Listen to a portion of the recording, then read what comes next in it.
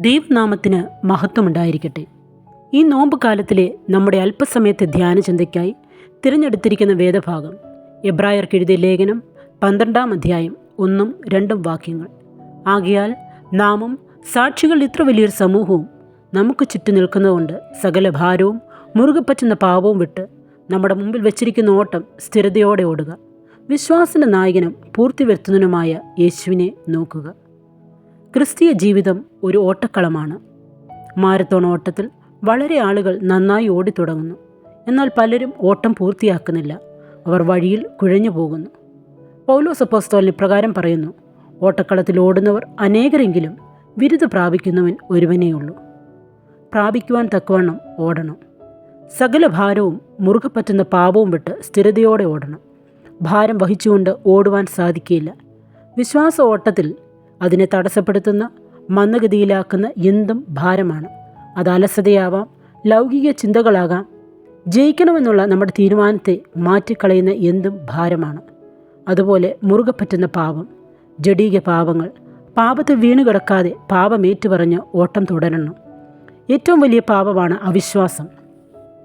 Israel മക്കളുടെ ഓട്ടം ശ്രദ്ധിക്കുക. അവർ തപ്പോടും നൃത്തത്തോടും കൂടി ആഘോഷമായിട്ടാണ് പുറപ്പെട്ടത്. പക്ഷേ അവിശ്വാസമുള്ള ദുഷ്ടഹൃദയം കാരണം ദൈവം അവർക്ക് വാഗ്ദത്തം ചെയ്ത കനാൻ ദേശത്ത് എത്തിച്ചേരുവാൻ അവർക്ക് സാധിച്ചില്ല. അവർ മിസ്രൈം വിട്ടു, പക്ഷേ കനാൻ ദേശത്തെത്തിയില്ല. എന്നാൽ എബ്രായ ലേഖനത്തിൽ 11-ാം അധ്യായത്തിൽ വിശ്വാസത്താൽ ഓട്ടമോടി തികച്ച വിശ്വാസവീരന്മാരെ കാണാൻ സാധിക്കും.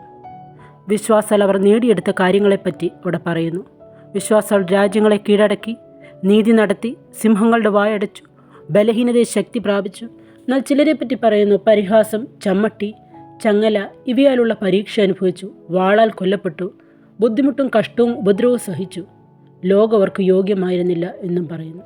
ഇവരെല്ലാം വിശ്വാസത്താൽ സാക്ഷ്യം പ്രാപിച്ചവരാണ്.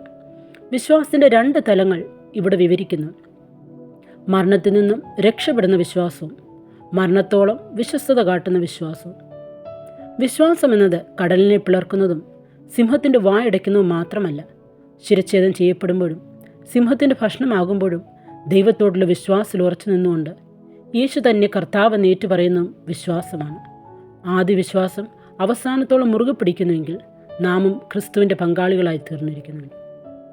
പഴയ നിയമ ഉടമ്പടിയിൽ അവരുടെ വാഗ്ദത്തം കനാൻ ദേശത്ത് എത്തുക എന്നതായിരുന്നു.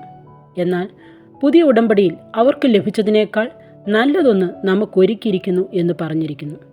അതുകൊണ്ടാണ് ഈ വിശ്വാസവീരന്മാരെ ഒന്നുമല്ല മാതൃകയാക്കുവാൻ നമ്മളോട് പറഞ്ഞിരിക്കുന്നത്. വിശ്വാസത്തിൻ്റെ നായകനും പൂർത്തി വരുത്തുന്നതിനുമായ യേശുവിനെ നോക്കുക. തൻ്റെ മുമ്പിൽ വെച്ചിരിക്കുന്ന സന്തോഷമോർത്ത് അവൻ അപമാനം അലക്ഷ്യമാക്കി ക്രൂശിനെ സഹിക്കുകയും ദൈവസിംഹാസനത്തിൻ്റെ വലത്തുഭാഗത്തിരിക്കുകയും ചെയ്തു. നിങ്ങളുടെ ഉള്ളിൽ ക്ഷീണിച്ച് മടുക്കാതിരിപ്പാൻ യേശുവിനെ ധ്യാനിച്ചു കൊള്ളുവിൻ എന്ന് ഓർപ്പിക്കുന്നു. പാപത്തോട് പോരാടി ജയിക്കുന്നില്ലെങ്കിൽ നമുക്കും വാഗ്ദത്ത ദേശത്ത് എത്തിച്ചേരുവാൻ സാധിക്കുകയില്ല. അതിന് നമ്മുടെ സ്വന്തം പ്രയത്നം കൊണ്ട് കഴിയുകയില്ല. ദൈവകൃപ ആവശ്യമായിരിക്കുന്നു. നാം ദൈവത്തിൻ്റെ കൃപയിൻ കീഴിലാകുന്നുവെങ്കിൽ പാപത്തിന് നമ്മുടെ മേൽ ആധിപത്യം ചെലുത്തുവാൻ കഴിയുകയില്ല. നാം അവൻ്റെ വിശുദ്ധി പ്രാപിപ്പാനായി പലപ്പോഴും നമ്മുടെ ഗുണത്തിനായി ദൈവം നമ്മെ ശിക്ഷിക്കുന്നു.